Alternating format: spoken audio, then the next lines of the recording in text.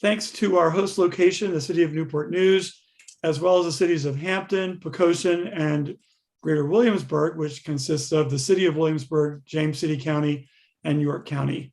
We have a few house rules for tonight. One, please refrain from using the group chat feature to make comments to everyone, especially while someone's pitching their business. It's very distracting to the pitcher, and it kind of yanks the judges and everybody else out of their focus on what they're listening to.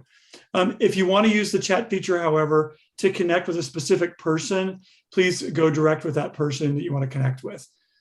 And then thanks in advance for honoring those requests. So it'll just make things go a lot smoother. My name is Gary Plagg, and I am usually one of the hosts on here and I work with Tim. So we're eager to get going. And we have 10 pitchers tonight, and the top 3 will advance to the final event, which will be held on November 3rd. And that's virtual as well, I believe. So each pitcher has about 3 minutes, has exactly 3 minutes to pitch your business. And that'll be followed by Q&A with the judges. And the way Q&A works is that you want to now have something to write with or take notes with and some sort of writing implement. Because when it gets to Q&A, I'm going to go to each of the judges and ask them each to ask you one question. Write that question down. Don't start to answer until all the judges have asked each of their questions and you've written them down. And then you'll get 2 minutes for all of the questions to be answered in that Q&A period. And then just be sure you take notes on the questions. I'll remind you again before we do it the first time. You'll know how that rolls. And the way the judges go is that for the first pitcher, let's say it's Rachel and then Blake and then Will, and then the next time it'll start with Will and it'll go to Blake and then it'll go to Rachel. So it'll alternate the way that works just for the judges so they understand that as well. And pass things over to Tim. Awesome. Thank you, Gary. Welcome, everybody. So glad to have you here for micro pitch number 3. This is the third micro pitch this year. All 3 have been sold out of pitchers, and we've already accounted for a few 3 or 4 pitcher slots for micro pitch number 4 already. So congratulations on making the cut. We anticipate the 4th one to be full as well. So things are rolling on the Start Peninsula side. We have 3 great judges with us tonight. We have Rachel Fraser. She is from William & Mary and the Launchpad. She is a returning judge and does great things. So welcome, Rachel. Thank you so much. And we also have Blake Luce with us. He is the managing director of Ferguson Ventures. Can't thank Ferguson Ventures, Ferguson enough. And Blake is also the chairman of 757 Accelerate. So it's awesome to have you as a returning judge as well. Thank you, Blake. And to round out our judges, we have Will Turner. Will is a senior vice president from Wells Fargo, and he's also a member of the James City County Economic Development Authority. Also a returning judge. All of these judges, we spend a lot of time to make sure that they have the qualities, the expertise, the chops to know what they're listening for, to ask the right questions, and they can provide valuable input back to you as well. So thank you to the judges for donating your time and your expertise to us. The way we're going to do everything tonight is we're going to have the first 5 pitchers will pitch. We're going to take a 10-minute break, and then we'll return for the last 5 pitchers. And once all the pitchers pitch tonight, then the judges will enter their own virtual deliberation room. They're going to discuss the pitch performances. They have a score sheet that they're working from, and we'll determine which 3 businesses will then advance to November for one of the 3. You'll be competing for one of the 3 $5,000 prizes in November, along with many other prizes that go along with it. We continue to add to that prize package as time goes on. But the way that it's going to work is we have the first 2 micro pitches. So the first 6 positions have already been selected. You will have the next 3 of you tonight will advance, and then micro pitch number 4 will have the final 3. So in November, it's going to be the best of the best in terms of calendar year 21. It'll be the top 12 that we've had out of the 40 that have pitched. So we wish you all well. Know that everyone is nervous tonight, but as a reminder to everybody, when it's your turn to pitch, you're going to want to unmute yourself. If you have slides, share your screen. And as Gary said, when you're done with your pitch, all of the judges are going to ask their questions. Then once the judges are done, you're going to address those questions. I will be the timer. I will count you guys down, and I will have to cut you off if you do go long. Once you're done with answering the questions, then you're going to mute yourself, and then everything is good to go there. So I wish you all the very, very best. I'm really looking forward to hearing your pitches tonight. Gary, let's get started. Okay, thanks, Tim. All right, so our pitch order for tonight is number one is Comp Alnion. Then next is Alexander. Next is Prashant. Next is ATS Power. Next is Let's Vidya. Then we have our 10-minute break. Then we'll go on to Nerdflex, Fish Tank, Vanilla Pet Studio, Kai Tech, Windshield Protector, and then finally Studio C Artisans. So David, are you ready? I'm ready, Gary. Do you mind just enabling screen sharing? Everybody, all of the attendees should already have that. So if you can go ahead and.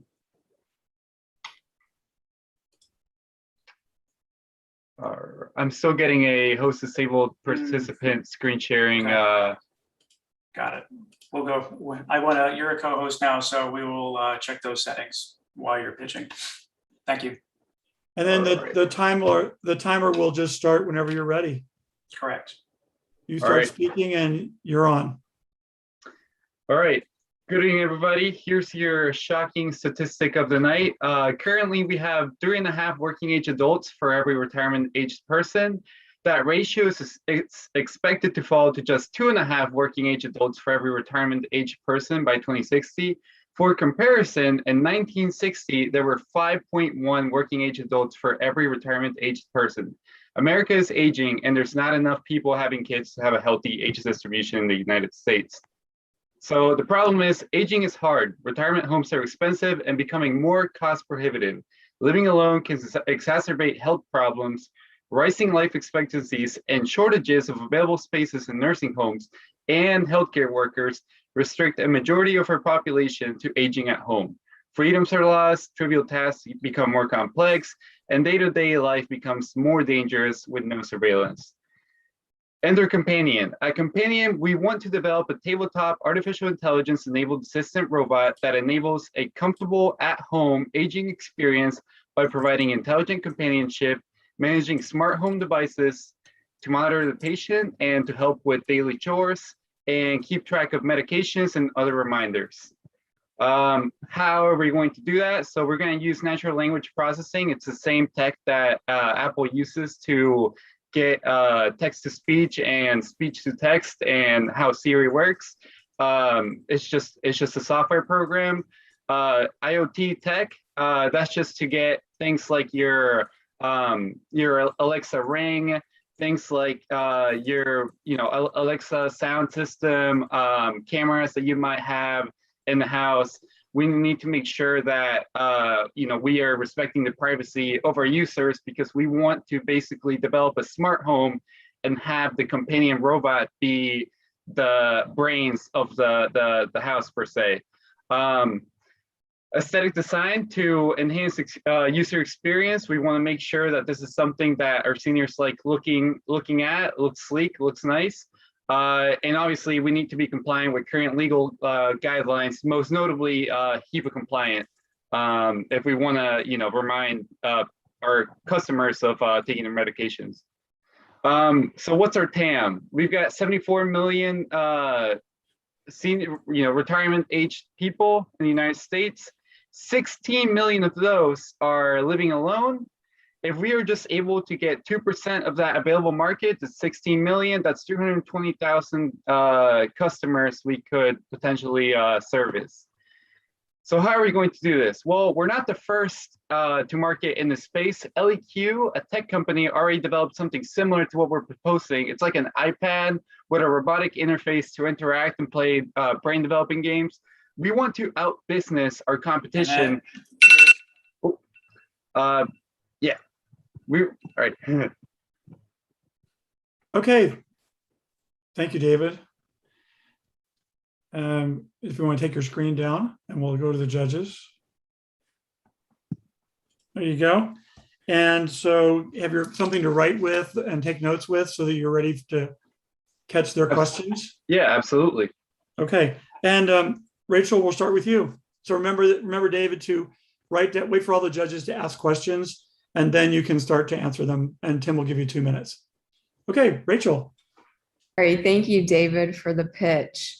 My question is pretty straightforward, but I'm curious to know what kind of intellectual property you have. And then Blake. How many customer interviews have you done, and what percentage of those interviews identified this as their problem and a potential solution? And then Will. Yeah, so my question is really around proof of concept, and maybe it speaks a little bit to Blake's question as well, but you know, have you what's your testing in the marketplace, and what does the revenue model look like here? And I know you got cut short, so didn't have a lot of time to talk about it, but what does the revenue model look like? Okay, so David, whenever you start answering the questions, then Tim will give you 2 minutes. All right, yeah, Blake, to answer your question first, we've done about a dozen interviews with retirement-aged Americans, just asking them, is this something you'd be interested in? What do you think of this? Just because of the wariness that some people might have to having, you know, a robot in your house listening to everything and monitoring you. Some common pain points that we saw is like loneliness. First of all, forgetting to take medications, and just, you know, the difficulty of using technology nowadays. And most of them responded that yes, this, if this is something that was affordable, they would definitely, be interested in this. Will, to answer your question, I got a little cut short. Basically, what I want to do, instead of selling the product directly to the customer and having to deal with all the hustles, the hurdles related to that, we want to market this to insurance companies. That way we can tackle the marketing problem of, getting this out to people that may not be as tech savvy as the younger generation, by using their network to direct, basically incentivize them using this product. And maybe, less risk of a senior in retirement getting injured, lower premiums, better for everyone. The insurance companies will take a cut, we'll get a kickback. And then we want to make sure it's a subscription-based model. So they pay for, the service as a subscription rather than the product straight out. Rachel, to answer your question, we don't have any IP basically currently at the moment. This is still kind of something we're testing on, just some software, some code. But yeah, we've done the market research, but we haven't gotten to actually developing.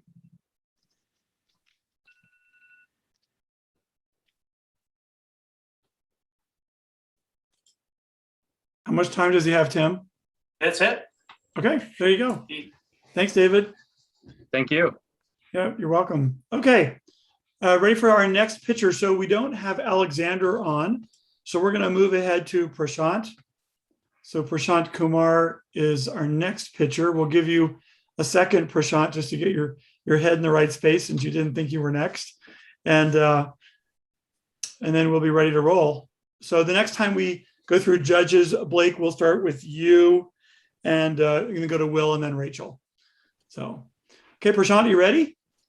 Yes, I'm ready. Okay, cool. Go ahead. If you have a screen to share, or there you go. And then when you start talking, Tim will, and go ahead and there you go. And then Tim will just put 3 minutes on when you start talking. It's all yours. All right.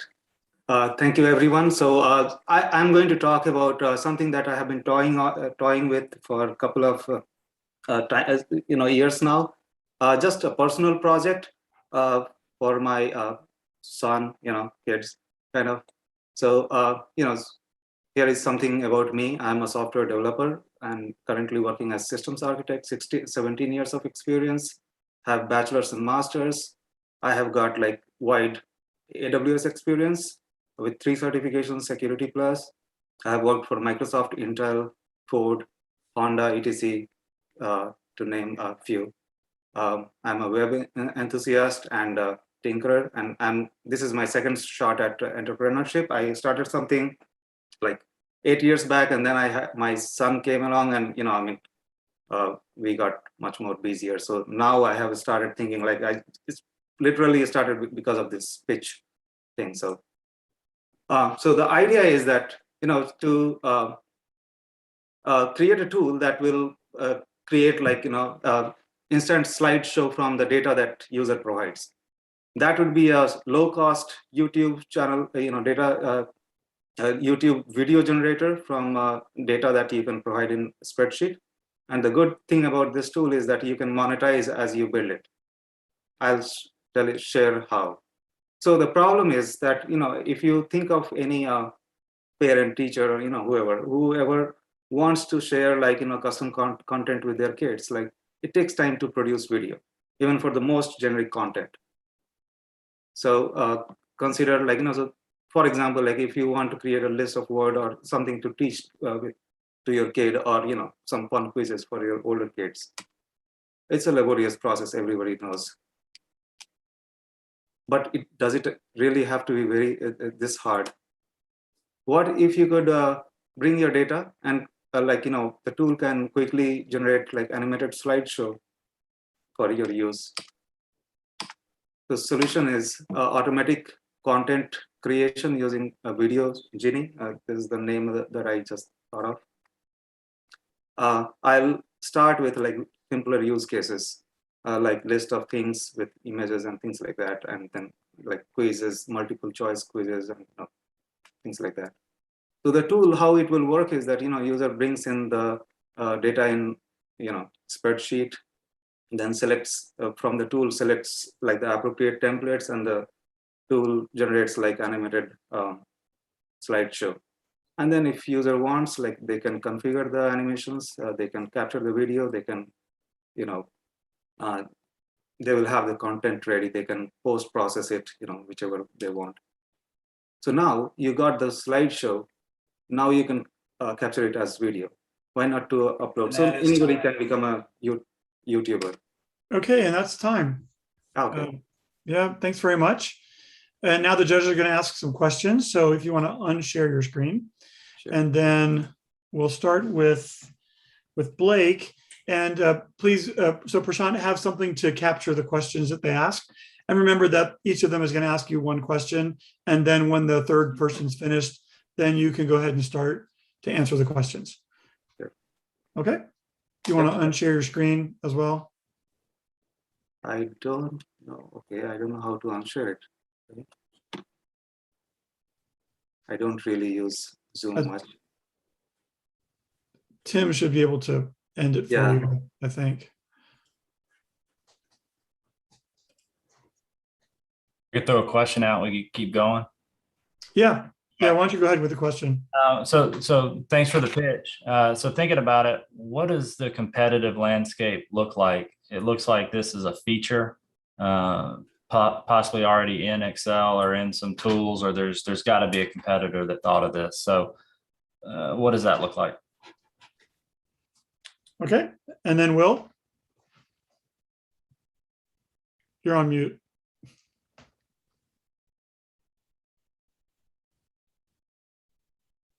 All right, sorry, I got two computers going on here. So who is your target market? Who's your target audience? Because I guess the people I perceived as your target audience would seemingly already have the skills or access to other resources to do the same thing. So who's your target market? And Rachel? Yeah, and I'll follow up on that. And thank you, Prashant, for your pitch. I'll follow up on what Will was saying. How are you going to build awareness and actually engage those people?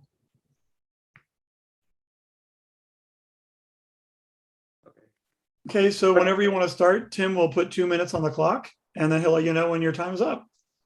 Sure. So I'll answer Will first. So target audience is like, as I said, could be teachers, parents, and startup YouTube content, YouTube channel owners. So the way tool works is like that you can have like say 1,000 questions or 100 questions in your spreadsheet, multiple choice questions, A, B, C, D column, and you have the format is right. You can generate contents within hours, like hours of contents within hours. So it's definitely, there is no tool that does that. The PowerPoint spreadsheet or other tools, I have done market research and it does not do that. And to answer Rachel's question, so the plan is that to use this tool to start creating content myself and then engage with other channel providers, and that way I can start I will already have a platform where I would be able to market this tool to other interested customers, if it makes sense. So that's what I meant by monetizing early. And then once you have like successful tools that will validate your application, that okay, this application actually works, then you can have a set of assets that you can monetize by selling those channels. And then to answer the last question, Blake's question, competitive landscape. So I have not found any tool that, I have looked at, like Canva is there, Google Slides are there, and most of these guys, like they try to like give an alternative option for Microsoft PowerPoint. They have got like they're like big businesses, right? Canva hit like $40 billion today. So, but I have not exactly, like I have looked at, there is a tool, Movily, but they don't really address the issue that I'm looking at.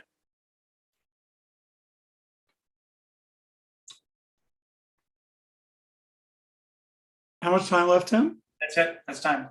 Okay, cool. All right, thanks, Prashant. Ready to move on. Our next pitcher is going to be Daniel. If we have sound. So are you able to talk yet? Okay, so would you guys be okay if we went ahead and moved James up now and moved Levi up ahead of the break? And then we'll try to work with Daniel and get his sound working and have him pitch right after the break. Would that work for y'all? That's press. I'm seeing, okay, perfect. Let's do that. So James, are you ready? Yep. Okay, so why don't you go ahead and share your screen and we'll get started with you on that. Okay. And on the next Q&A, it'll be Will and then Rachel and then Blake, so that you are aware of that. What I need you all to do as we start is go ahead and make that face and the sound that goes with it when you get the notification on your phone that you have a dentist appointment tomorrow. It's probably pretty miserable, right? The truth is that's the sound that most employees make when they get their email about the next virtual event you as their boss have planned. But we as leaders, we know that these are important. We know that employees who don't feel connected are more likely to burn out and more likely to be headhunted by somebody else. And we also know that our clients who we don't have relationships with are more likely to go on to another place. So we forced ourselves, over the last year, we forced ourselves as leaders to hold these virtual events that, if we're honest, we don't even want to attend ourselves because we're the ones planning them. We know what they're going to go like. It's going to be awkward. And so we build up in our head all of these reasons why we shouldn't do it. But what if there was a company out there that would come in and plan the party for you? From trivia to mixology, cooking classes, Dungeons and Dragons, your one-stop shop that instantly took your virtual event from a place nobody wanted to be to the place that they actually forgot they were on Zoom or Microsoft Teams. and they had so much fun, right? And so this is a huge market. There are other people out there, but we're the only company that's out there that is 100% virtual, fully customizable across the board. We're professionally planned hosted. We have contractors that work for us. We build the events, we ship the product, and we execute all of that to make sure that your event is incredible. I'm not doing it by myself. I am James, I'm the CEO of Let's Video, but I have a great team around me of these 4 people working on it with me, with lots of business experience in startup world, but also enterprise world. And then we have 20 some contractors that help us execute these events as we tackle this $413.89 billion industry by 2027. We think about 103.47 billion of that is going to be in our sweet spot of fun events, not conferences and things like that, but the area that we live in, that we are proficient in, that we excel in. And we think by year 5 of this business that we can do 49.1 million of that. And I think COVID was the catalyst for this. But the truth is that companies like Capital One, Wells Fargo, Skillsoft, SumTotal, Casper Mattresses, colleges like Holy Cross and UNC Asheville, all of which we've worked up with up until this point multiple times, are enterprise level companies who aren't in one location, and they need to connect with clients. And so that's what we're doing. We're targeting their director level people who are leading teams and their event coordinators. And so as we do this, we've been in market about a year now, doing events for these people, and our needs right now are lead generation, marketing spend, and a sales team. And I am ready to answer your questions. On the money. Thank you very much. And we'll start with, again, be sure you have something to write down the questions with. And we're going to start on this one with Will. Yeah, sure. My question is, so you're just starting out. You gave what are some eye-popping projections for the first year, and my question is, how do you scale? How do you get to scale with the number of people you've got now? You mentioned independent contractors, but how do you get this to scale that you can handle more business? Okay, and Rachel? All right, James, thank you very much for that pitch. That was a great question that Will had. I'd also like to understand more about how it is that you make money. How is it that you're monetizing this value that you're delivering? And Blake? So thinking about the meetings or events that you've done in the past, how many have you executed, and how many customers have come back for a second event? Okay, so when you start answering, then Tim will give you 2 minutes. Yep. So Blake, yours is easy. Last year we did 77 private events for organizations. I would, off the top of my head, ballpark 75 to 80% of those came back and did multiple events. We did all of those events with the contractors we have, the 20. So in terms of scalability, we think we can do about $80,000 to $100,000 a year in business per 15 to 20 contractors. But we know as we do scale, there is going to be some IP, some scheduling software we need to develop to do that. We're aware of that down the road as we scale there. Also in scaling, it's going to be marketing, lead gen, and sales team to do that. But we've also contracted, but we've looked at and scaled out the number of contractors per events that we need to do. And so we'll recruit that, much like Uber and Lyft did in that contracting gig economy. And how we make money. So we have a 46 to 60% net margin on every event that we run. So everybody pays us, and then we pay out vendors, we pay out contractors, we pay out hosts, all of which that we vetted, all of which that we've handled and worked through. So there's some level of identity and safety around who we are. We come with this brand awareness, but that's how we make money. We sell it and put all the pieces together, wrap it up, and ship it out with this 40 to 60% net gross profit. And that was fast because I couldn't know how much time I had. So I can go in more depth if needed. Where are we on that, Tim? Oh, you're on mute. Well, We had 25 seconds. We now have 20. Oh, okay. Anything else you wanted to add, James? No, I just appreciate you guys being with us tonight and proving that virtual events work. Perfect. Okay. All right. Thanks. So Levi, are you ready for us? I am. Oh, perfect. Okay. If you want to share, do you have a screen to share or? It's just me. Okay. Oh, it's just you. Okay. So when you start, Tim will give you 3 minutes and then he'll let you know when your time is up and then we'll go into Q&A. Absolutely. All right. So floor is yours. Kapow! Thwip, snick, bang, kamehameha. If you know any of these phrases, you might not, but nerds definitely know exactly what I'm talking about. And when you think nerds, you probably don't think fitness, dieting, health, and nutrition. Well, personal trainers also don't think that. Fitness companies also don't think that, and nutritionists don't think that. So I'm talking about a group of people that equal hundreds, 200,000 people in a weekend that come to these conventions, and they have no resources towards these things. And that's where my company comes in. See, we're NerdFlex. We believe in a complete, total, everyone deserves health and fitness, especially with COVID going on. Everyone should have this resource. I'm a huge nerd. I'm also a qualified bodybuilder. I'm also a nutritionist. We have certified nutritionists on our team, and we bring workout programs that are based off comic books, anime characters, things these people can relate to, make it easy to approach if they're not coming to a meathead. We want to be approachable, talkable, and change people's lives. Right now, NerdFlex is growing much quicker than I anticipated. I had to hire staff. I had to hire new trainers. Our target market is obviously cosplayer, nerds, anyone who feel like they don't fit this negative stereotype that's always been placed on us, and we're proving that wrong. So NerdFlex, I'm really trying to get us out there, change the world, change the view. I'm currently at Comic-Cons now. We've got 30 clients that we are taking on.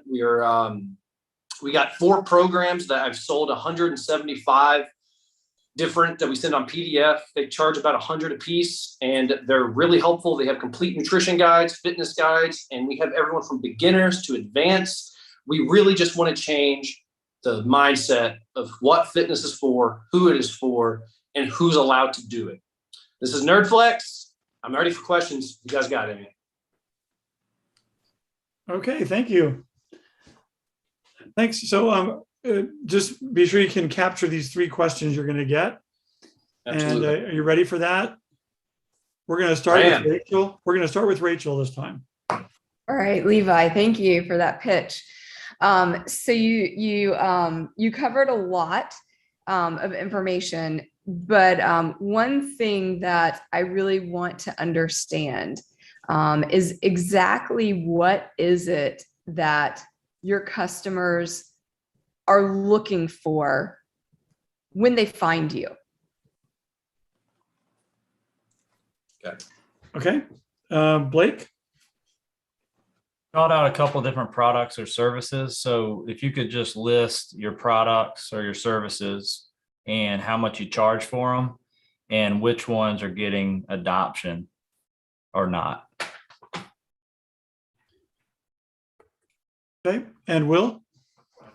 And for me, it's how do you, you've identified a target market, but how do you differentiate yourself from the other things that are out there? So, I mean, I think the market is great. You know, I wanted to hear more about, you know, kind of the scientific approach and you know, the things that I would envision that nerds would want to know more about. And I consider myself a nerd as well. So maybe at the end of this, I'll rip off my shirt and do the flex. But that's the big thing for me. Like, what's your key differentiator, and you know what makes this attractive to the population that you're going after? All right, absolutely. To answer the first question, what customers are looking for when they walk by us. Cosplay is taking a huge thing. If you don't know what cosplay is, that's when people dress up in these costumes to emulate these characters they want to look like. And fitness is now a part of that. It's no longer that they're spending hundreds of dollars on these armors or bodysuits. They want to look like these characters. So I offer them we are certified. I'm NASM certified. We are all certified trainers and nutritionists. We offer everything that any other trainer would offer, but we specialize in talking with nerds. It's a people game. We can relate to the people. The biggest thing is talking and relating to the customer. And that's what we can do. And we can get them on their goals in a way that makes them comfortable. Number two, our products and services. We offer online training. That's our biggest thing, especially after COVID. We charge $100 a month, and that'll get your nutrition and your weekly check-ins. We do Monday every week, so you get 4 a month.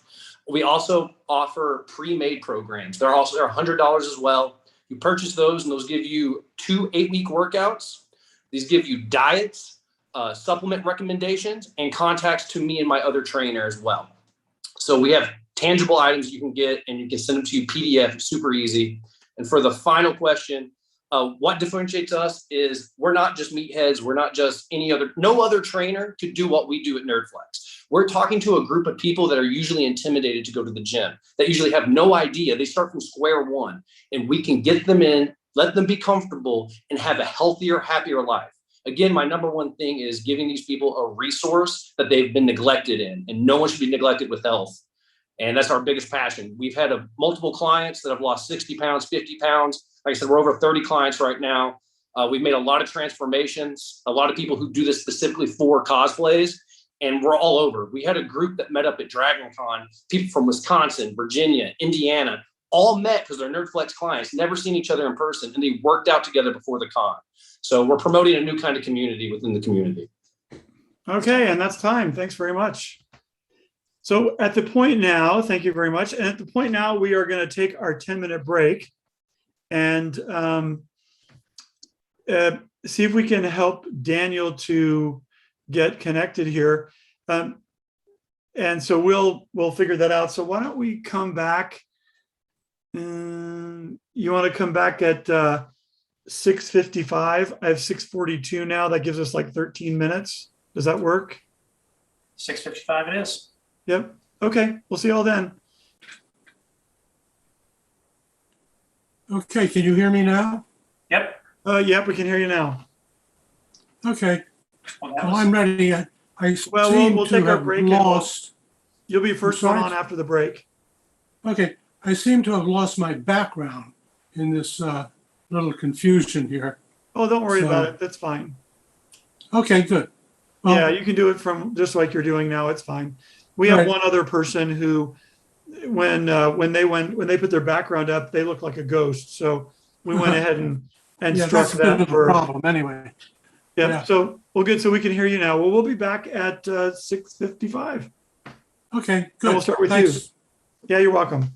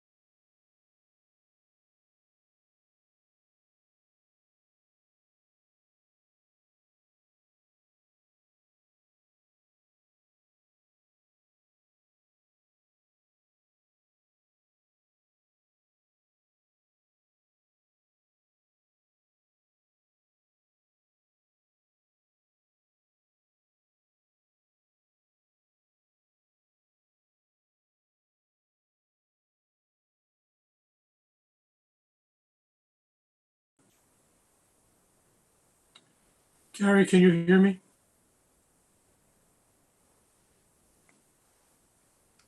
Yep, we can hear you. Yeah, I got you.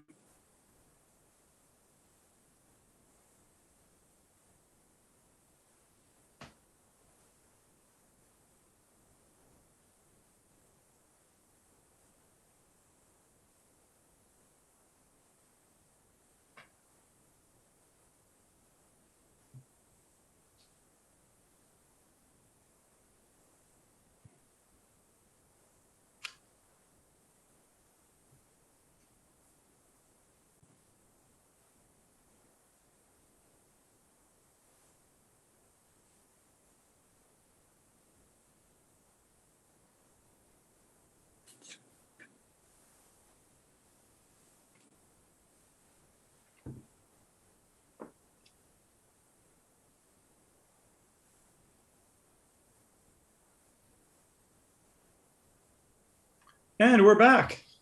Are we all back? Everyone's back. Okay. Okay, we're ready to go. And Daniel, you're ready?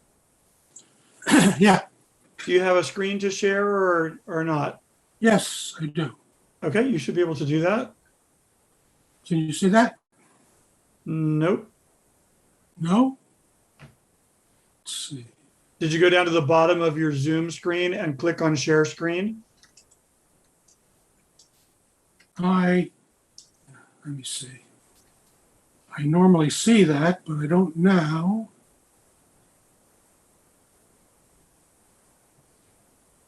Let me.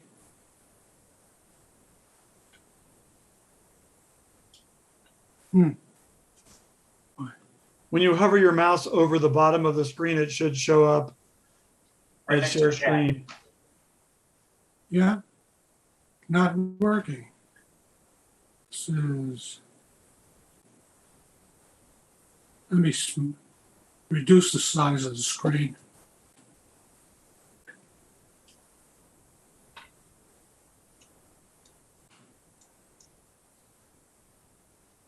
I've got mute, video, participants, Q&A, chat, raise hand, settings, and more. For some reason, I don't have share my screen. Gavin, can you make him a co-host? I'm sorry? We're gonna see if Gavin can make you a co-host, and that might show up then. Sorry about that. You're a co-host now. You can. Now, should you see you see the share screen at the bottom?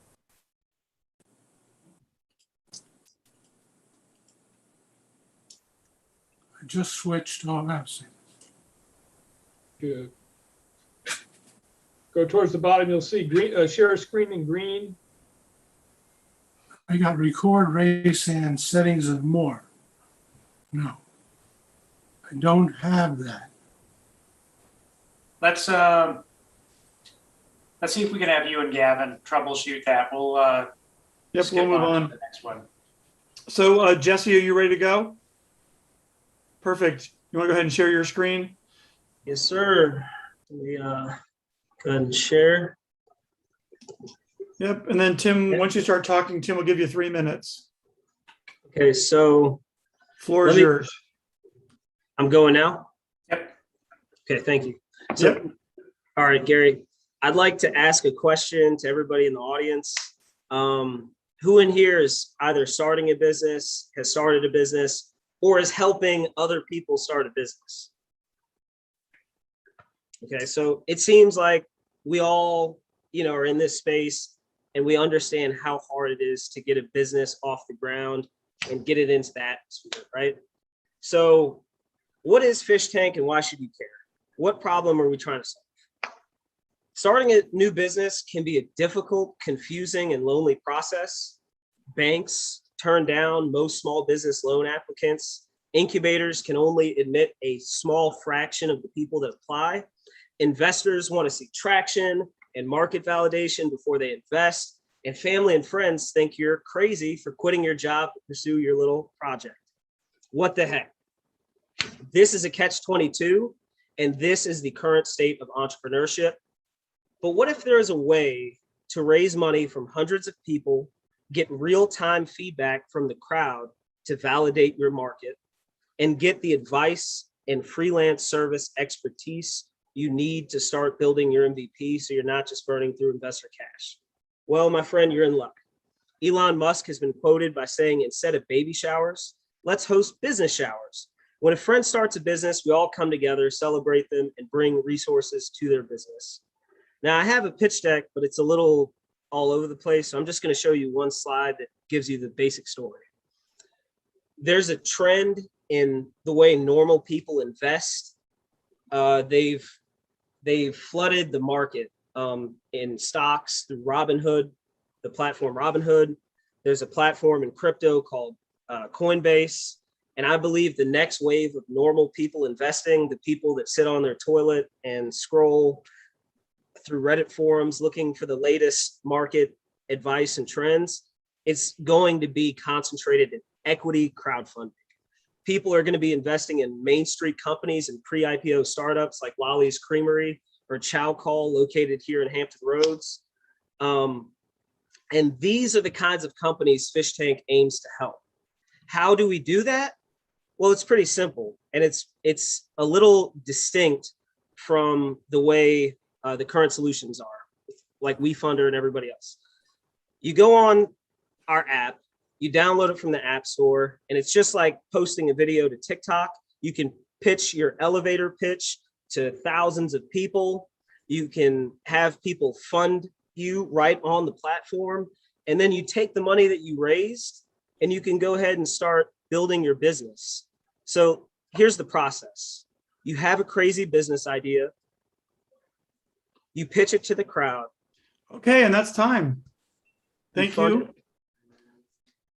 Yep, we're at time. Right. So you want to unshare your screen? Yeah, And- sorry. And we'll start with Blake this time on the questions. Be sure you have something to capture the questions as they ask them, and then don't respond with the questions until the last person's asked the question. Okay. So Cool. Blake. Cool. Thanks for the pitch, Jesse. So just how does the process work and how do you make money? So the process works. No, don't answer the question until after all three have asked their question. I'm So sorry. write down the questions, and then so that's Blake's question. And then next you're going to hear from Will. Mhm. Will? Yeah, so my question surrounds any regulatory issues or regulatory hurdles that you may run across Mhm. in developing a crowdsourcing platform. And then Rachel.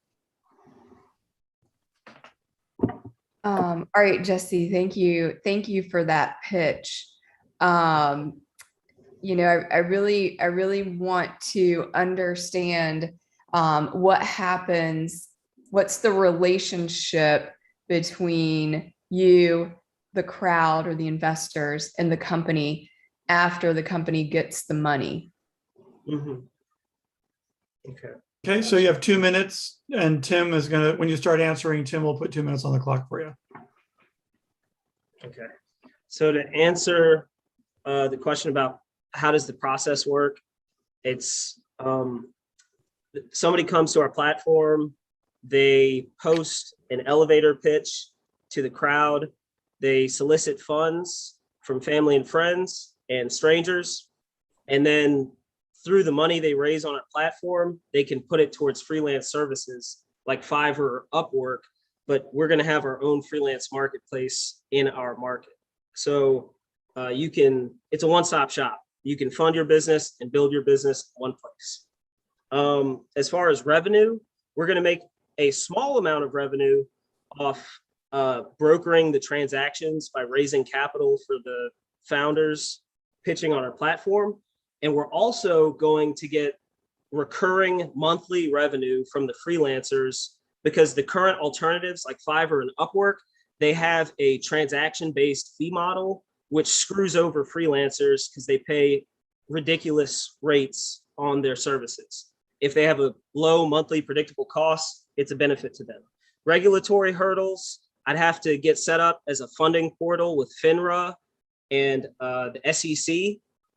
And as far as relationships go, it's a multi-sided marketplace. We're kind of a go-between between the freelancers on our platform and the Main Street founders raising capital from strangers. So it's a three-sided marketplace. There's the investors, there's the founders, and then there's the freelancers. We're the in-between.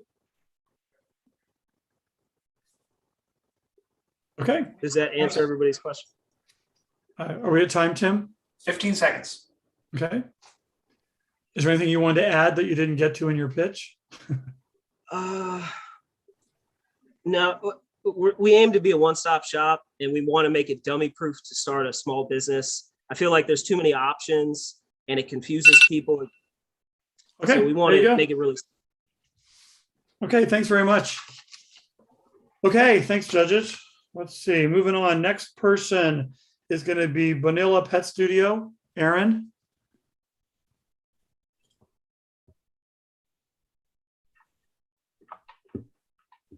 I think is Aaron here? I think Daniel's still working on his technical problems. So we're on Bonilla Pet Studio. Calling Aaron once. And we'll video just, muted and muted. yeah, Aaron, are you there? We're ready for you.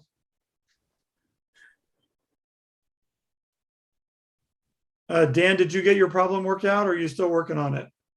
Daniel? You're muted. We can't hear you. I think we got Aaron. We got Yep, Aaron. Here I am. Here I am. Okay. All right, Daniel, we put you back on mute and we're going to go with Aaron. So Aaron, do you want to share your screen? All right. Give me 1 second here.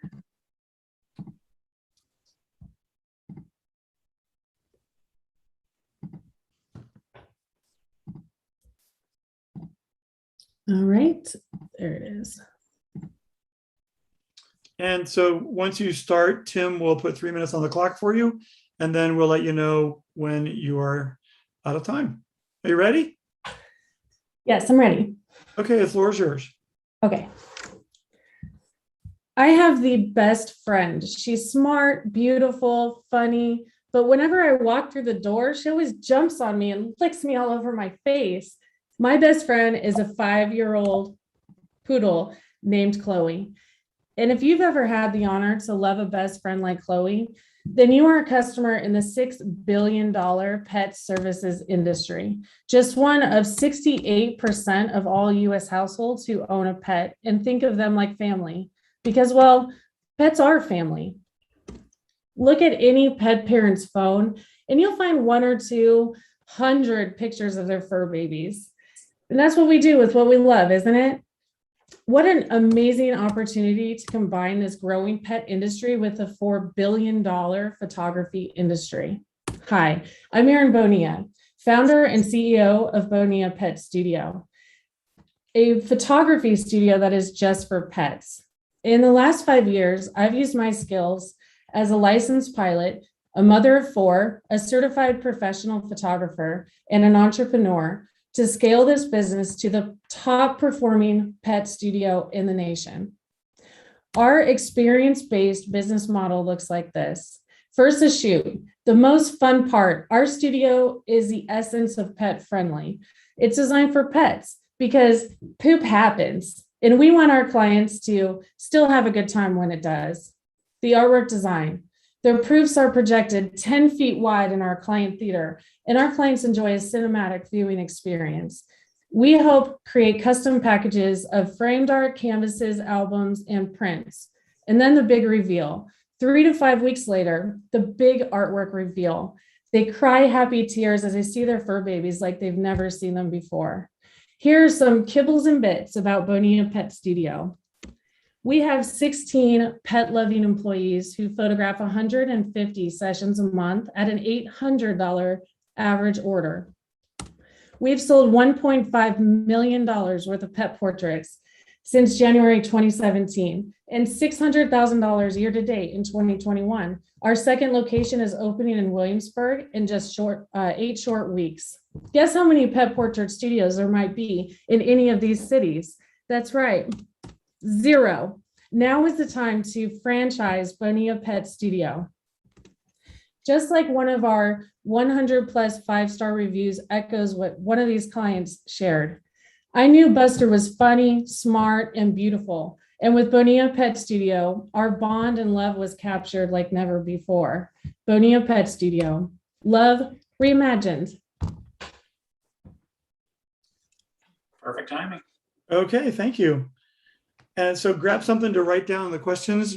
3 judges are going to ask you each one question, and then you can answer when the 3rd judge finishes their question. Okay, and we're going to start this time with Will. Yeah, so it sounds like you've been successful doing this on your own, and the pitch here is really about how do you move into a franchise, moving this to a franchise business. I'm curious your thoughts on the economics there, what the cost is for a franchisor to come on board, how you go about vetting the quality of franchisee, the training program, all of that stuff that comes with being a franchise owner. Okay, and Rachel? All right. Thank you, Aaron, for that pitch. You talked about the process of the experience that you provide. How long does it take for one customer to go through that process? And how many customers return to become a customer again? And Blake? You talked about the revenue, and if you talked about the profit, I missed it, but what kind of profit margins are you seeing? And when you're operating this business, break even, you making money, just anything on that? Okay, so you'll have 2 minutes, and when you start talking, Tim will start the clock.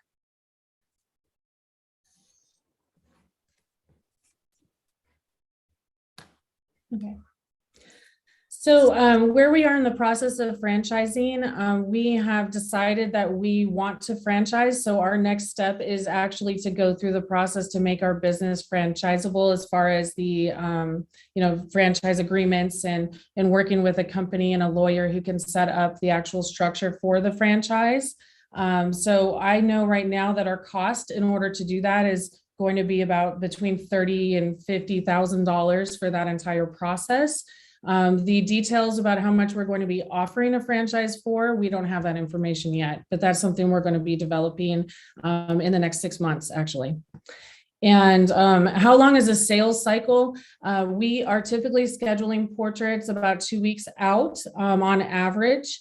And they come in for their session, and they actually see their proof images in order 15 minutes after the portrait session. So our sales cycle from the moment that we schedule a client to the moment that we receive payment is about 2 weeks. And we have approximately 15% of clients that we are seeing come back in. One reason for that is because at $800, it's not something they're doing every month. Plus also the lifespan of a dog. So then they're adding on other fur babies and things like that. So we've been open for 4.5 years, and we start to see more and more repeat business all the time. It's just not something people are doing once a year, basically. And our margin is 85%. And we have about a 20% net, and we need 94 clients per month to break even at our current burn rate, which is $75,000 for Norfolk.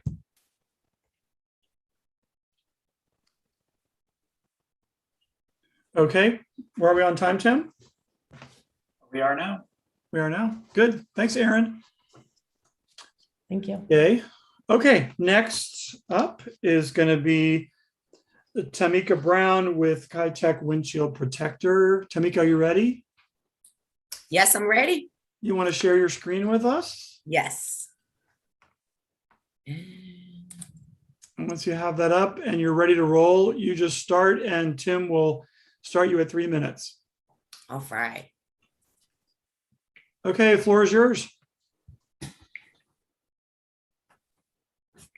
Hi, I'm here today to present to you Kitech Windshield Protector. Let's ride. You're in your vehicle You could be on your way to work, and if you live in the Hampton Roads area, you know your commute can be up to an hour. You're enjoying your beautiful morning, and all of a sudden, pop, you hear a noise. You look up, and there's a crack in your windshield. This all can be avoided with the use of Kitech Windshield Protector. It protects your windshield from shatters, chips, and cracks, saves time, saves money, helps in protecting our environment and ecosystem, and it functions like a phone screen protector. 13 to 14 million windshields get replaced each year. Most windshields are non-recyclable. 13 to 14 million windshields laid flat is equivalent to 14,000 football fields. It harms our environment, and most windshields go into landfills. I've come up today with a windshield protector for automobiles. It has UV resistant and anti-reflective glare, excellent impact strength, easy application for do-it-yourself instructions, comes with options and customizations, and most importantly, is eco-friendly. Kitech Windshield Protector will have an anti-scratch layer, an anti-shock layer, and silicone layer. If you can buy a screen protector for your phone, why not protect one of the most important and most used instruments on your vehicle, your windshield? What's out there today is protectant film. It takes time, it's costly, requires professional installation, can fade, peel, and create air pockets, and installers only in 5 states. They're also protectant liquid. It washes away when your car is washed or in the rain, take 15 to 20 minutes to apply, an additional 15 to 20 minutes to remove with excessive physical labor. How it works is you will go online to our website, you will put in your vehicle type, you would choose your options and your customizations. All windshield protectors will have anti-reflective glare at no extra charge. The price point is our standard vehicles, starting prices at $69.99. A luxury, exotic, collectible, and classic car starting price will be $89.99. For the RVs, dump truck, big rigs, school buses, charter buses, starting price will be $119.99. We will go from direct consumer sales into resale sales into government sales. Our target customers are 18 and up. Our income can be anywhere between $10,000 on up to $250. You can be a construction worker, school teacher, nurse, a delivery driver. You can like to travel. You can like to go on vacation. You can even do it yourself. If you even like do-it-yourself projects, I'm sorry. The number of potential customers we have will be 3 million. The amount these customers might be willing to spend is $69. Our relevant market size is $209 million. I am Tamika Brown. I'm the founder of Kitech, and who's ready to help me protect windshields and the health of our global ecosystem? Great timing. That's it. Okay, thanks, Tamika. All right, so grab something to write down some questions, and you're going to get 3 questions, and then you can start. Go ahead and unshare your screen if you would. That's right. My bad. No worries. Yep, and we're going to start this time with Rachel. Oh, goodness. Yeah, it's up at the top usually. It is just my whole on the top of your screen, you can end sharing or something. Where did that go? I can stop your sharing for you. Yes, please. Okay, Thank you. good. Perfect. Okay, so Rachel, you got something to write down, Tamika? Yes, I do. Okay, Rachel, you're up. All right, thank you, Tamika, for your pitch. It's hard for me to pick one question to ask you. But I think I'm going to ask the one that I heard the least about. How are you going to get this into the hands of your customers? And really what I mean is, what are the best channels to actually get this to your customers? And then Blake? What kind of prototypes or in-market testing have you done? And what were the results of any kind of rocks thrown at the windshield and stuff like that? And Will? Yeah, I'm like Rachel. I had a lot of questions, and probably want to hear a little bit more. But I guess the main thing is, when I think about the problem that we're solving for here, when someone gets their windshield replaced, it's a $99 issue with your insurance company, right? Your deductible is what you're paying. So we're solving a $99 issue maybe preemptively with a $69 purchase. So talk to me a little bit about, so I think this is, and going back to Rachel's question, I think the insurance company, this is important for them. I think maybe even an automotive manufacturer and getting in play with them, the direct to consumer seems a little murkier for me. So I just wanted to hear your thoughts on that. All right. So Miss Rachel, and Mr. Turner, the best channels that I could think of was social media, advertisement, commercials, even advertisement in dealerships. Just getting the word out there. That's what I need help with. And with marketing, I haven't done any marketing. This is just my idea. So I'm just trying to figure out what would be my next step. And so I know testing will definitely be my next step.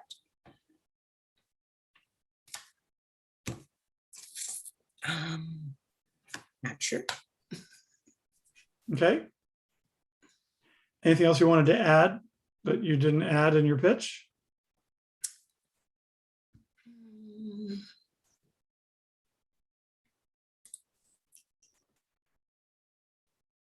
Not at the moment. Okay. How are we doing on time, Tim? Great. Okay, we're good. Thanks very much. Okay, our next pitcher is going to be Christine Fallon with Studio C Artisans. Christine, are you ready? I am. Let me share my Perfect. screen. You're not a hologram anymore. That's perfect. And then Tim will just put 3 minutes on the clock once you get started. All righty. And the floor is yours. Thank you. York County, a historical gem and educational powerhouse, has fallen behind other regional communities in hands-on art experiences. In our county of over 68,000 people, there is only one permanent establishment where we can do any hands-on art activities. And while there are 3 galleries, there is no single place offering a permanent facility for the creation and display of a wide variety of art mediums. Similarly, there are minimal affordable options for small gatherings like showers, surprise parties, and business events. There are cursory comparisons on these charts showing local venues with information that has been readily found online. Many places don't offer this information and require a consultation, which I don't have the time to do. So for the record, our website will provide full transparency of our venue fees. Imagine booking a party for your best friend where you can create a work of art surrounded by soft music, twinkling lights overhead, or maybe you're seeking that perfect, unique gift or a variety of art classes that we offer. People are hungry for fun activities. Imagine trying out watercolor painting or encaustic wax or jewelry. For events, we will host your party or event, no fuss, with a stylish, no fuss environment, offering an all-inclusive themed decor for the event, along with ambiance and convenience. Studio C will be uniquely equipped to meet these needs. We are Studio C Artist Art Retail Gallery. It is a culmination of years of passion for all things creative. The studio will offer 3 problem-solving solutions. For local talent, a landing pad for them to sell and exhibit their art, as well as come and teach other people how to do their creative expertise, since they are lacking in places to do this elsewhere, and many artists don't have their own permanent space. For the community, we will offer unique artisan crafted gifts, the chance to try something new for art instruction in a retail gallery. And for events, we'll provide a stylish and unique small event venue. The revenue sources will be resultant from the fees that we charge for classes. I have a layout of the types of fees that we have for each type of class based on children or adult, commission from the sale of artwork at competitive commission rates, and the venue space rentals. Our financials are great. Currently, there's a viable budget for 2+ years. We are adequately funded for startup, have no loans and excellent credit. So the ask I have today is for financial assistance that is needed to hire 2 employees and provide them good salary. The team is myself, the founder and owner, Christine Fallon, my friend who's an organizational advisor, Sarah Sherman Van Deventer, and we are looking to hire 2 studio assistants to complete our team. Thank you very much. Any questions? Okay, thanks for your pitch. And we'll go to the judges now. Be sure you grab something to write things down. And we'll start with Blake. So are you ready to take some questions? Yes. Okay, Blake, go ahead. How many sessions have you done so far? How many customers, and where are you doing them right now? Okay, and then Will. Yeah, so similarly, my questions surround the experience here that, this is I won't say it's a niche market, but it's a market where, probably the radius of folks that you're going to attract is a fairly narrow radius. So just give me a feel for, your experience and maybe some of the events that you've done this for. Okay, and when you're ready to answer, just start, and Tim will give you 2 Oh, minutes. I'm going to ask. Oh, Gary Rachel, I'm sorry, I forgot. Yeah, Rachel's up next. Yeah, Christine, thank you for your pitch. Now, I'm sure Will and Blake caught this, but you moved too fast for me. I want to know a little bit more about your revenue model. Okay. Okay. I am ready. So Blake, I haven't done sessions yet because we are not yet in existence. We are still in the kind of startup and design phase. So we haven't done sessions. I have planned out several types of workshops for children. However, the workshops for adults will be conducted by our professional artisans. So they will come in, they will conduct different types of workshops based on what their area of expertise is. And we have a place located right now where I've been working with the landlord, and I'm working with the county to try to figure out if the type of signage that I want will work. So we're rolling on that. And that fits into our budget. So I'm really excited about that. Will, I guess my experience is I am a crafter. I am not an artist. So I will be teaching children's classes, and I will be bringing in professional artists to teach the classes to adults with their much more broad expertise. I'm an organizer, though. I have military service background. I've been a manager and leader of people in almost every job that I've done. So I'm good at bringing ideas and people together. Clearly not speaking live because I get all nervous and choked up. And Rachel, the revenue models are basically based on the three things are the classes and the fees that we charge for them, the art sales, which will be a competitive commission. And I've actually been working with several of the artists that I'm interested in having with finding what's that perfect spot, and then the event venue rentals. And actually lately I've been seeing a bunch of requests on Facebook for, oh, hey, where should I have this event? Where can I, and the problem is most places are so expensive with all the add-on fees that they have that it makes it unaffordable for a small event.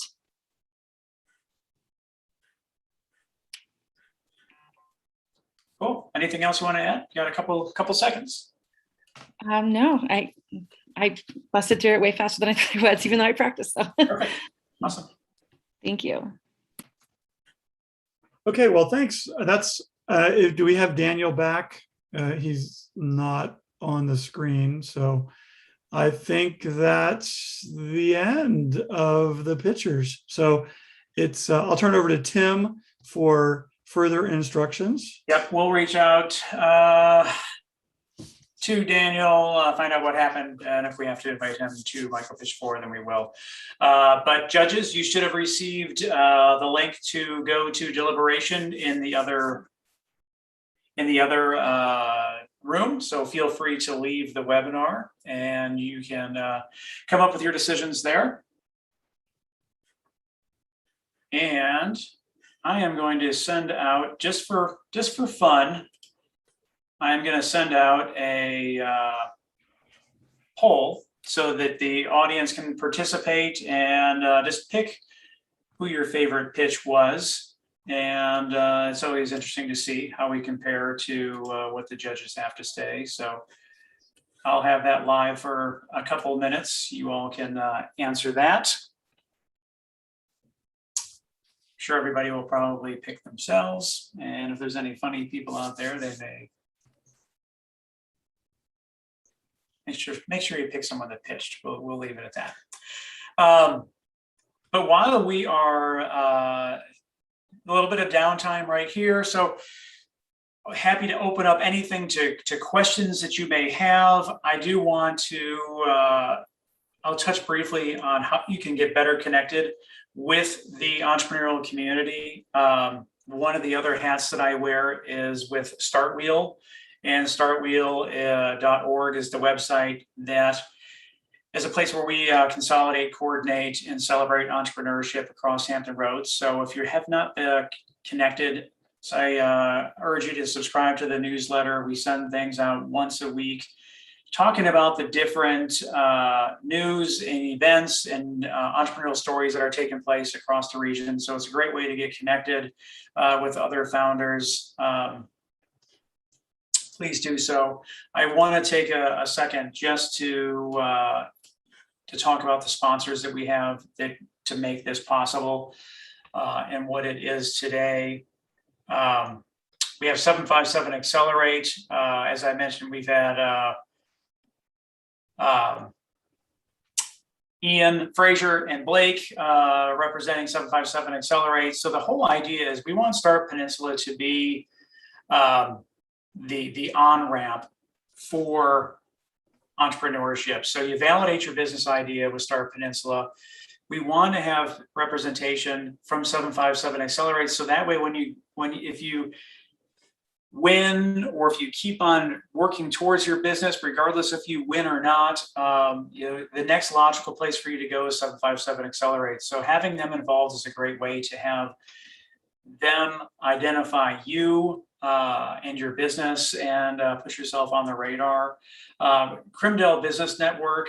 So the three companies and founders that advance, that is a student-led organization that from William & Mary, they're MBA students. You'll have 20 hours where they will help you conduct research, or you can utilize them however you would like. I know that with working with them, they are really great at doing the research, doing marketing plans, Excel, financial modeling stuff they're amazing at. So we want to thank them. Ferguson Ventures with Blake, identifying, and assisting, providing the introductions. I mean, Ferguson has been great stewards to have them headquartered here at Newport News. The Hampton Roads Small Business Development Center, they provide mentorship. They oversee the Crimdale Small Business Network. They're the ones that pay the students to work with you all as part of an in-kind sponsorship. So a special thank you to the SBDC. Another thing that's really cool is the fact that we have every Chamber of Commerce on the peninsula that supports Start Peninsula. So the Greater Williamsburg Business Council, the Virginia Peninsula Chamber of Commerce, the York County Chamber of Commerce, they all are providing sponsorship to the winners of Start Peninsula. So we want to thank them. The Launchpad, Rachel oversees the Launchpad. They're providing free space for the winners. And also with the Entrepreneurship Center at William & Mary, they all work together. Old Dominion University, their support, patent portfolio builders. So anybody that is participating in Start Peninsula, if you have IP or patent questions, please reach out to me, or if you contact them and if you tell them that you're part of Start Peninsula, they will work with you. They'll have that initial meeting with you, guide you, and point you in the right direction of where you need to go. They're just great. They totally understand the give before you get mentality. So certainly reach out to them. Retail Alliance, for those that are in retail and bricks and mortar, they're offering membership for the winner there. I talked about Start Wheel, Tech Center Research Park in Newport News. They're doing great things. Everything that's happening at Tech Center. If you have not been there, do check it out. And we couldn't do it without the sponsorship that we have with everyone that participates. And if you want to see how much support that we really have, I encourage you to go to the Start Peninsula website, and we have recorded a sponsor event that we had. And what we did is we flipped the script. We had all of the sponsors pitch the entrepreneurs and talk about what they can do to help you out. It was a really eye-opening experience to see how much support that entrepreneurs have, for one, and then two, to see how many people support entrepreneurship. It was really, really cool to see. Upcoming events that we have. Applications are open for micropitch 4. One of the things that that's great about having 4 micropitch competitions is the fact that, you know, if you had a bad night, if you felt like you could have done better, you got some guidance, received guidance from the judges that, hey, improve on this, or you just want to give it another shot, we encourage you to reapply to the last micropitch. That's going to be October 6th. And again, that's going to cap out at 10 pitchers. We have already sold multiple tickets for that. You do need to purchase another ticket, but you know, this is a great experience. You got you took your first swing of the bat. You know what it's about. And a lot of people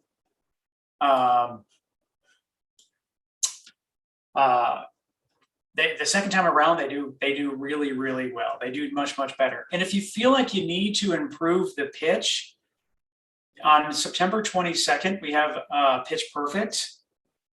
The last one, we always do a Pitch Perfect before each of the micro pitch events. So we want to make sure that you all are aware of that, attend that. They are all recorded. They are on the website, but if you attend the live ones, Gary and I work with you to restructure different parts of the pitch to really understand what what you need to work on and how you can improve that. And that is September 22nd. Everything is available online. So real quick, September 22nd is micro pitch, is Pitch Perfect number 4. October 6th is micro pitch number 4. And then everything wraps up on November 3rd with the final pitch event. And everything is available online for that. And I have to, Gary mentioned it at the very beginning, but Start Peninsula would not be what it is without the support of the localities. So Start Peninsula is just that. It is the localities all along the peninsula: Newport News, City of Hampton, City of Pocosin, Williamsburg, James City County, York County. They all contribute financially to make this possible. The seed money that the winners get, that all comes from the localities. I mean, they support entrepreneurship, and we wouldn't be here if it wasn't for them. So, and that extends even beyond Start Peninsula. So as you continue to build out your business, and if you have questions on if it's space or any question that you may have, they are there for you. And I have seen them over and over and over again do whatever they can to help out the new upcoming businesses. Every business starts with 1 or 2 people and then they grow. So they totally get it. We can't thank them enough for their support. And with that, while the judges are deliberating, please, fire away with any questions, and or we can just talk to one another and open things up while we wait for the answers to find out who won.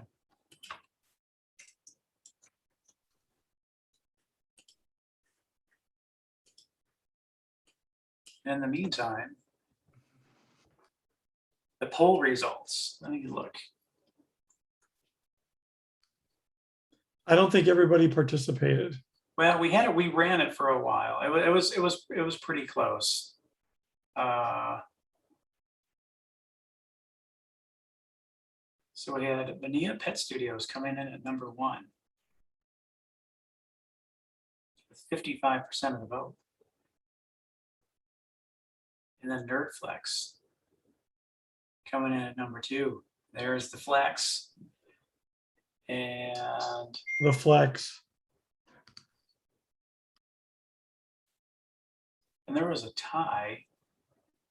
You know what they say about kids and pets on the stage presence, right? Yeah, never follow them. Kids or pets. Third place, there was a tie. It was between, let me make sure I get this right. Companion and Keytech. So there you go. We'll see. It's always really tough. That means, yeah, we just do it for fun. We normally match up pretty well with the judges, but I wouldn't want to be a judge. It's just especially when they get in there.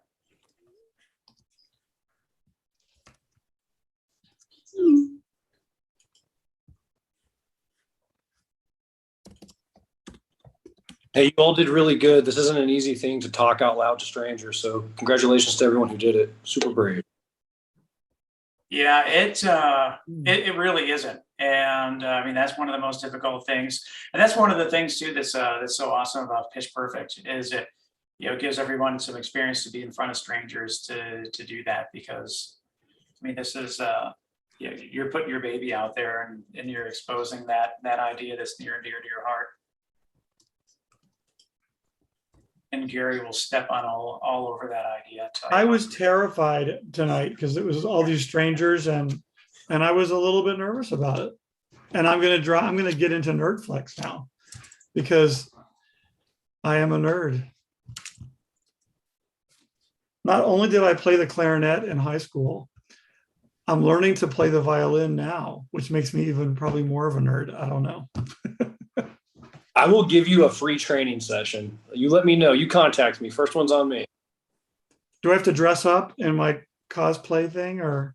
No, we can do just a normal gym attire. That'll suffice. Unless you want. Okay. Okay. Thanks.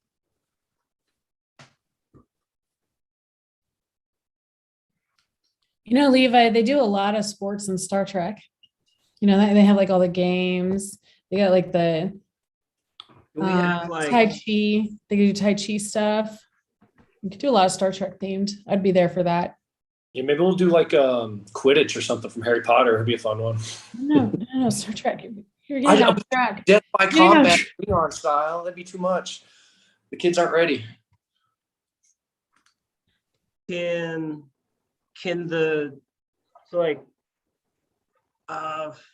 I have like negative feedback? Or what was I unclear about, or like what wasn't liked or whatever? I don't know. Yeah, I mean, at least was I forgettable?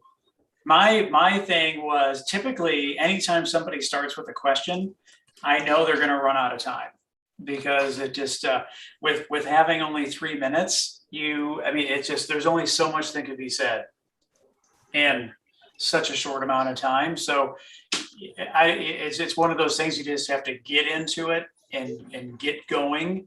So some of the things that we teach in Pitch Perfect is so you're measured on the problem, the solution, your market, and then the final thing is your pitch delivery. So we'll literally start by talking like, the problem that I am solving is, and then write a few sentences, and the solution that I am providing is, and the people that I'm going to market this to are. And then if you just write those things out, you're essentially creating an outline to your story. And the way that you interweave this with it's a story, it's a performance, but you're answering these key components as well. And then you'll quickly see, how long, then the next step is we have those people just read that piece of paper out loud, and then we time that. And a lot of times it will be like 5 or 6 minutes. And now we know we got to start cutting in order to get to that 3-minute time frame. And you'll then start to see like every word matters, and you have to add to and take away from and get everything just right. It takes a lot of time. A lot of people don't realize how difficult it is, but I mean, some people that participated in Start Peninsula, one in particular, Janae Sasso, she from her company is Senior Runs. She participated in 2016 and we worked with her. She went to every single Pitch Perfect. This is back when it was just a one-time-a-year event. I mean, we would have 4 or 5 Pitch Perfects leading up to that November event, and she would go to every single one. And she didn't win, but she still stuck with it. Then in 2017, she went to every single Pitch Perfect again, and then she was a winner. And now, she's in 757 Accelerate. She just received funding from CIT. She's raising money. I mean, so it's just, you just got to stick with it. And it's really, really challenging. So my word to you all that participated is you get out of this what you put into it. And if you put your tail between your legs and you get mad because you didn't win, and then you don't go after your business any longer, then you're the one that didn't, you failed at that point. You only fail when you give up or if you quit. So you got to stick with it and leverage the people that you're with. I mean, the group of people that you're in front of right now, I mean, they're going to help you succeed, and everybody knows someone. So leverage one another.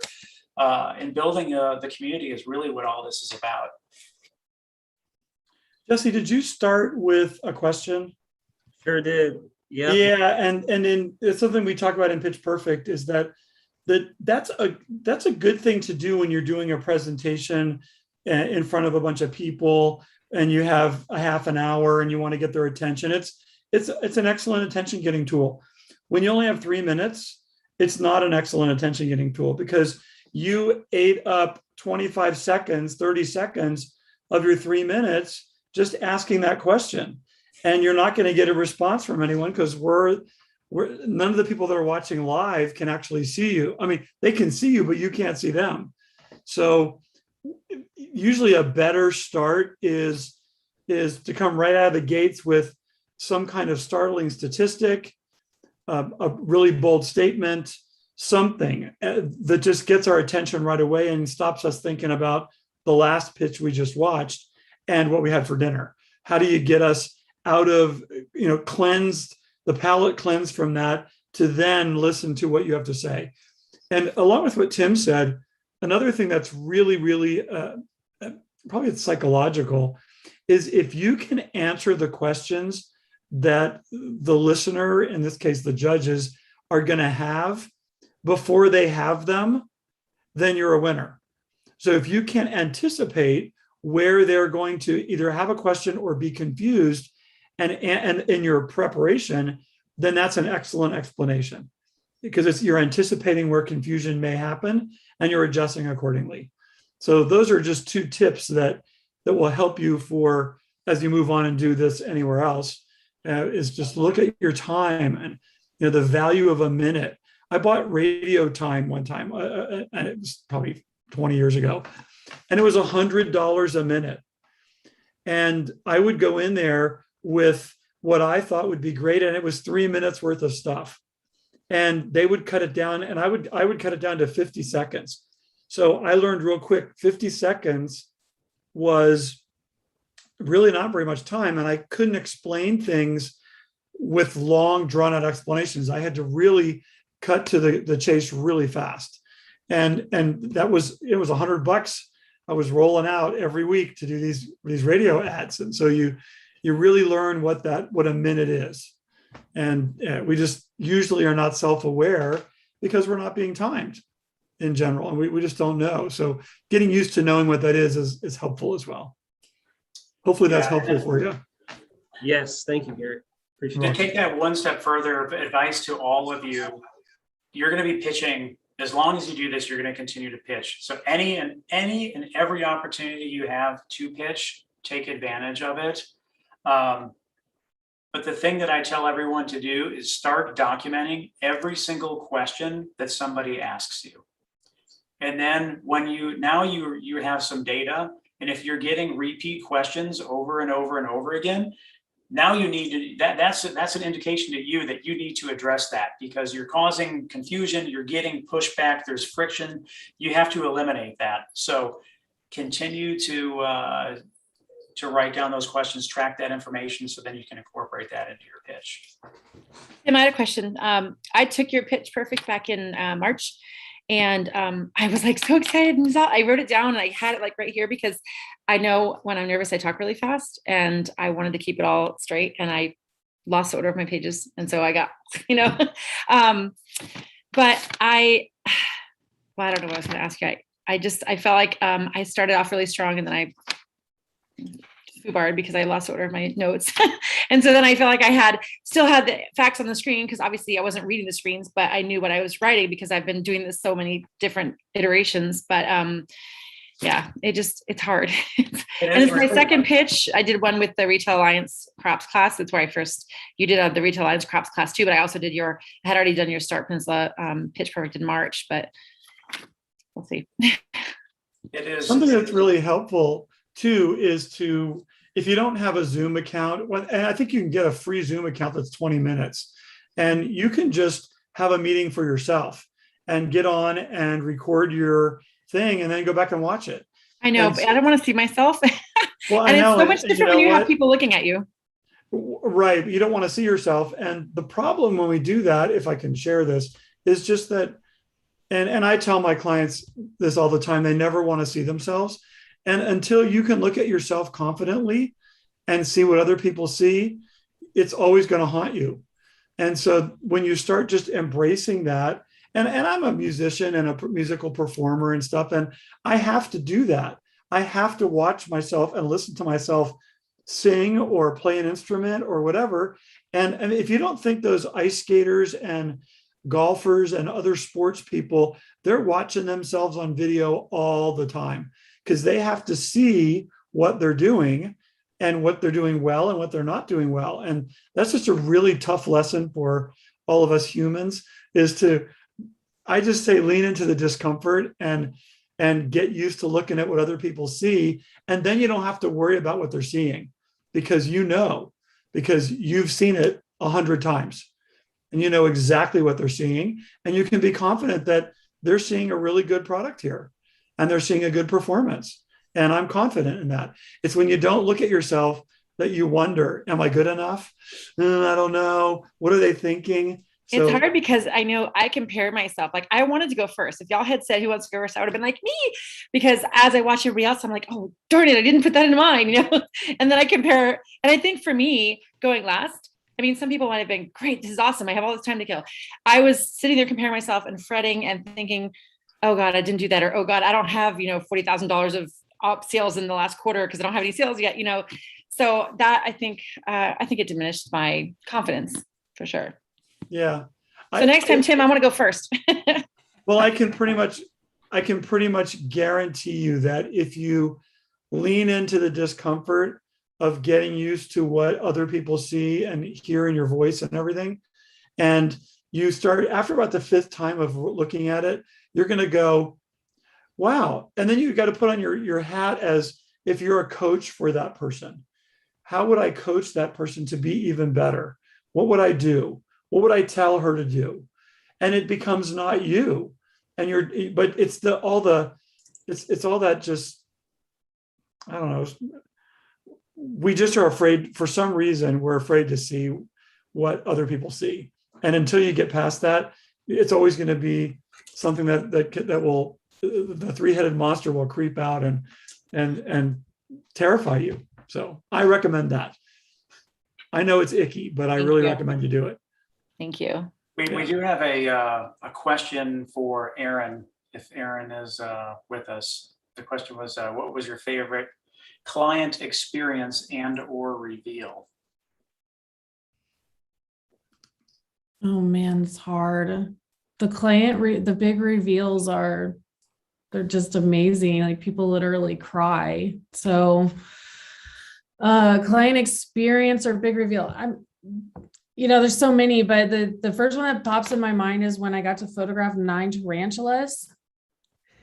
And I don't know if you guys have ever seen, the pictures of dogs, but they're from underneath and they have like a black background. If you Google dogs from underneath, it pops up every time. It's super famous because it gets the dogs with their big, like puppies with big fat paws and their heads are all tilted like this. And it's super cute. Right.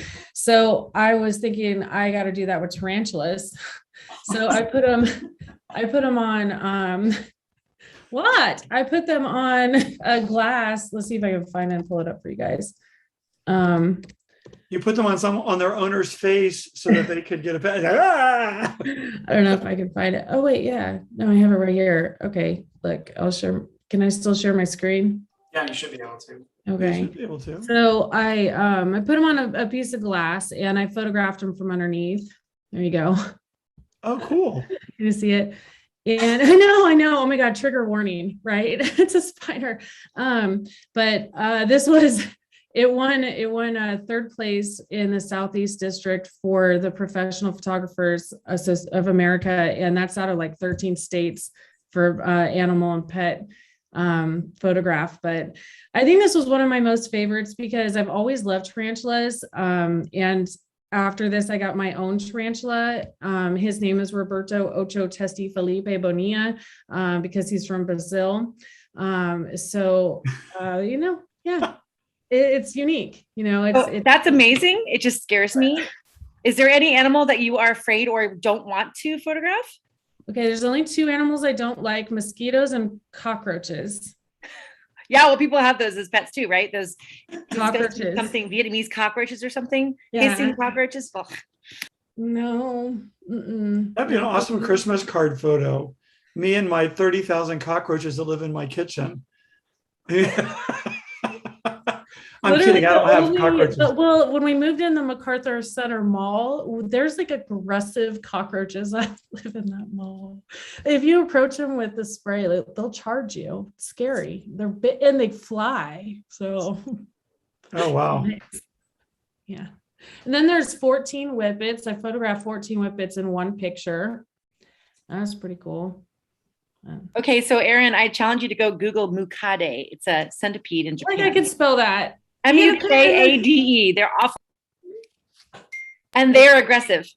They will chase you down. Mukade.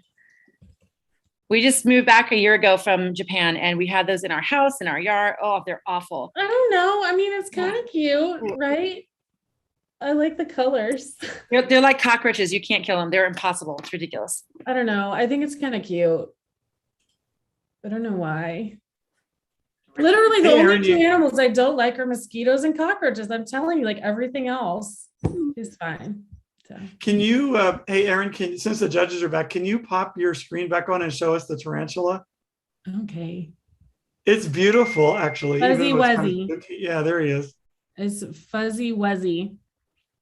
Sometimes you do need to say trigger warning, though, because literally some people are really freaked out by spiders.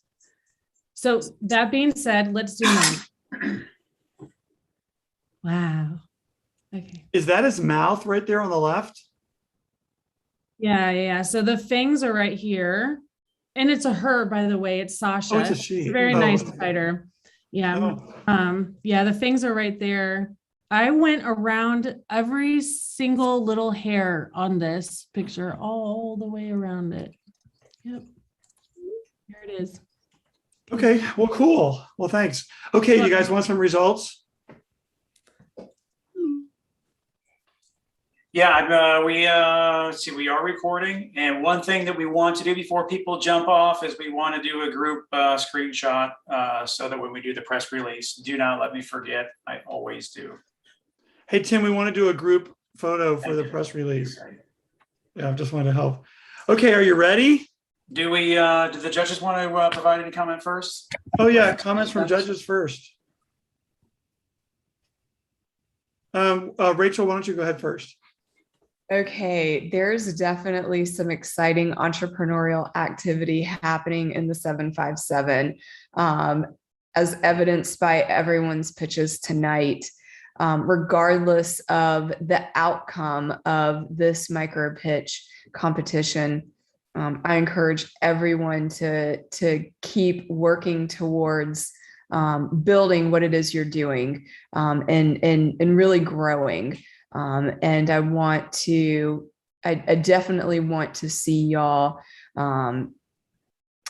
either back pitching at a future Start Peninsula event, applying to some of our regional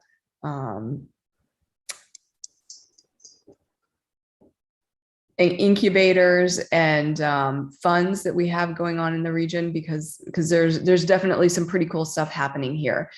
So for the people who are not selected to move on to the finals tonight, what I'm trying to say is I want to see y'all pitch again.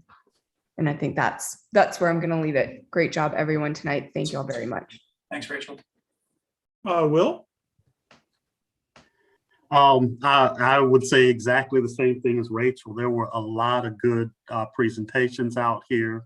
You know, some of the scoring was dictated by the fact that, one, we only had a 2-minute pitch, so we couldn't hear everything that you guys had to present.